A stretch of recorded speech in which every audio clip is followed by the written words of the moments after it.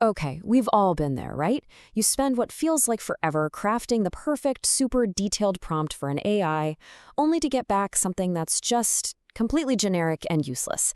It is so frustrating. But what if I told you the fix is actually surprisingly simple? It's not about writing even better prompts. It's about a fundamental shift in how you even think about the task in the first place. This quote from Timothy, a junior software engineer, just hits home, doesn't it? It's that baffling feeling of following all the prompt engineering rules.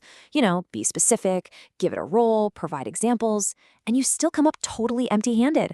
You feel like you did your part, but the AI just wasn't listening. So for Timothy, the problem was a proposal for a client he'd been working with for 2 years.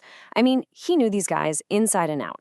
He put all his effort into writing this perfectly clear, structured prompt. And the result? It was a boilerplate proposal that was just completely tone deaf. Absolutely unusable. And this is where his mentor, Margaret, comes into the picture. Margaret's diagnosis, well, it cuts right to the heart of the problem. See, it wasn't the prompt itself that was broken. The real issue was what was missing entirely, the briefing. And this table just shows the disconnect perfectly. I mean, look at this. On one side, you have this rich, complex world of knowledge that lives only inside your head. 2 years of meetings, of client history, of unspoken preferences, even lessons from past failures. And on the other side, what does the AI know? It knows the words in your prompt. That's it. It's a massive, massive knowledge gap. And this is Margaret's key insight. The AI isn't ignoring you. It's simply blind to everything outside of the little box you type in. It can't read those 2 years of history. It can't infer your client's personality, and it definitely can't learn from a mistake you made 6 months ago unless you explicitly tell it about it. It only, and I mean only, knows what you give it. So here's the crucial point. We often treat AI like it's some kind of magical search engine, assuming the answer is just hiding somewhere inside our question. But that's not how it works at all. You can ask the most brilliant question in the world, but if the AI doesn't have the raw materials, the context, to build a brilliant answer, it's going to fail. Every single time. This really puts it all into perspective, doesn't it? We spend so much energy obsessing over crafting the perfect prompt. But what Margaret is saying here is that the prompt is at best only half the job.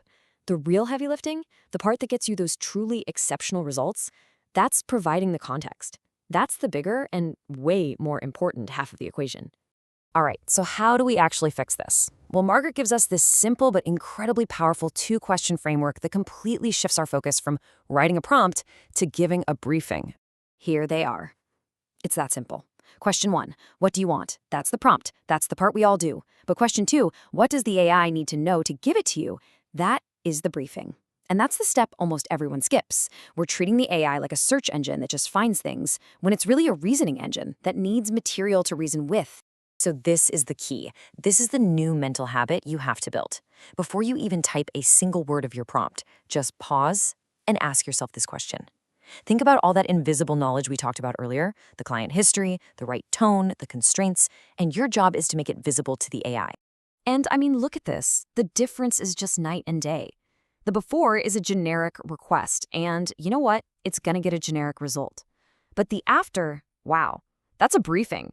Terrified of downtime tells the AI to focus on stability. Loves bullet points dictates the entire format. And rejected our last bid for being too corporate perfectly sets the tone. Now the AI actually has something to work with. Now, to make this idea really, really stick, Margaret offers this powerful mental model. And honestly, if you can just remember this one analogy, you'll probably never write a bad context-free prompt ever again. Here it is. Think of the AI as a capable stranger. Just imagine a new colleague just joined your team. They're brilliant, they're skilled, they are super eager to help, but they know absolutely nothing about your projects, your clients, or how your team gets things done. They are a total, complete outsider. And you would never walk up to that new person on their first day, say, hey, write a proposal for a cloud migration, and then just walk away expecting a masterpiece. Of course not.